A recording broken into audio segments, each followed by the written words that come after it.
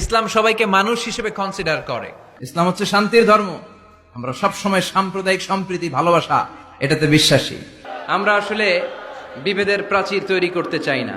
নাস্তিকও আমার ভাই, হিন্দুও আমার ভাই, বৌদ্ধ খ্রিস্টানটাও আমার ভাই। ইসলামে কোনো জাত প্রথা নাই, শ্বেতাঙ্গ কৃষ্ণাঙ্গের পার্থক্য নাই। মুসলিম তৌহিদি জনতার হৃদয়ের ভেতরে ভেদাভেদ নাই, হিংসা নাই, বিদ্বেষ নাই। আমাদের আসল পুঁজি ভালোবাসা। এই ভালোবাসা দিয়ে আমরা বিশ্ব জয় করতে চাই।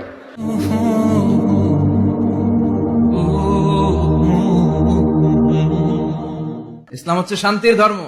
আমরা সব সময় সাম্প্রদায়িক সম্প্রীতি, ভালোবাসা এটাতে বিশ্বাসী।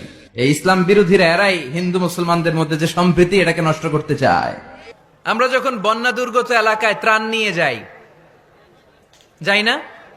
উত্তরবঙ্গে বন্যা, দক্ষিণাঞ্চলে বন্যা। আমরা যখন ত্রাণ নিয়ে যাই তখন কি খুঁজে খুঁজে মুসলমান ঘর কোনগুলো, ওগুলারে ত্রাণের প্যাকেট দিব এভাবে দেই? কিভাবে দেই? সবাইরে দেই, ঠিক কিনা? কারণ মানবতা যেখানে বিপন্ন, ইসলামের ত্রাণ সেখানে আছে না নাই?